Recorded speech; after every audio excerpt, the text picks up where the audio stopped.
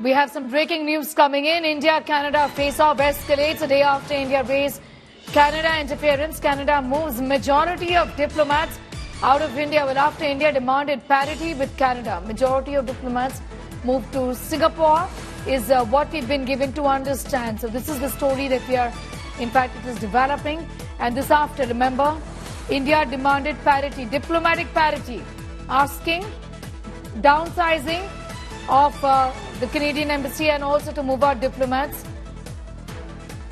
out of India by way of diplomatic parity, and that's what Canada has been forced to do indeed.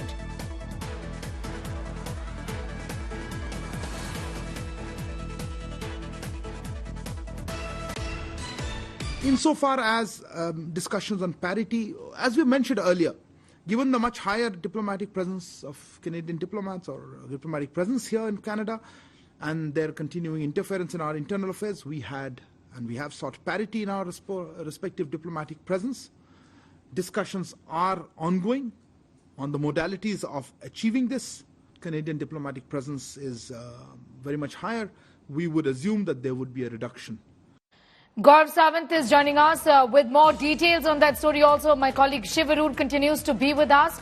India, Shiv, demanded diplomatic parity and said the deadline is 10th of October. Canada essentially has been forced to meet that deadline. Shiv. This is an enormous win, not just for Indian diplomacy, but it's also a signal, Sneha, that India has sent out to the entire world that it is not going to back off once it takes a decision. If Canada, a first world country, has decided it wants to raise the stakes, raise the temperatures, interfere in India's internal affairs, via its diplomats and consulates, then India is going to use that opportunity to flex back at Canada and remain completely unbending on this very sensitive issue. Remember, on September the 19th, Justin Trudeau, the Canadian Prime Minister, had begun his attack on India by naming India in Canadian Parliament. Just 2 days later, on 21st of September, the External Affairs Ministry at that time itself had said India seeks parity, making it very clear that India was aware that consulates of Canada in India, which is in Bengaluru and Canada, in Chandigarh, specifically in Chandigarh, were perhaps involved in nefarious activities, in what the Indian government is calling interference in internal affairs. Remember that India's decision to hold its ground and order these diplomats to get out comes 2 days after the Canadian government had actually visibly softened its stance. So that in itself is a huge power play here. It basically means India is not willing to back off. It is not willing to step away from this game that Canada triggered, that Canada began, and it's going to use this opportunity to not only impose its will on a first world country like Canada, but also send out a signal to the West that India is not a pushover anymore. Its foreign policy is independent, it's autonomous, it is reliable, and it is unbending. Absolutely. And Gaurav, what a climb down it has been. From hurling accusations at us, talking about credible allegations, to then saying, let's talk in the private, isn't it? Over the last few weeks or so. So as far as Canada is concerned, Canada fired the first shot. Some in Canada claim that they tried quiet diplomacy earlier with their top diplomats flying to India and sharing details of what they thought was credible allegation of alleged Indian involvement or potential Indian involvement. But India brushed it aside, saying this is not evidence, show us evidence, and Canada hasn't been able to show any evidence. And this is a question of facts. It's not a question of what Canada may claim.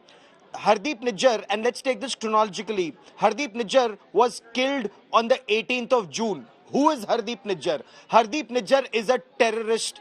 There is an Interpol red corner notice against him, and not once but twice. Hardeep Nijjar belongs to a terrorist organization called the Khalistan Tiger Force. He was linked to the Babbar Khalsa International. Who are these Khalistanis? They've already targeted an aircraft, Air India Flight 182 in 1985, in which 300 people, including 268 Canadians, were killed. 20 pregnant women were killed in that terror attack. Was any action taken against Khalistanis? No.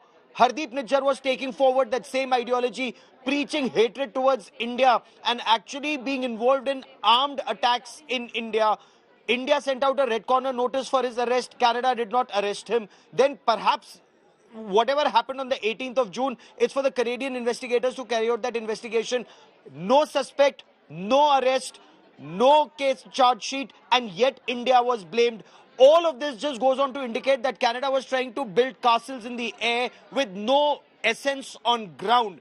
And India's big point has been Canada's interference in India's internal affairs. As Shiv rightly pointed out, it's happening in Chandigarh through their consulate in Chandigarh, through their consulate in Bengaluru. They also have a consulate in Mumbai.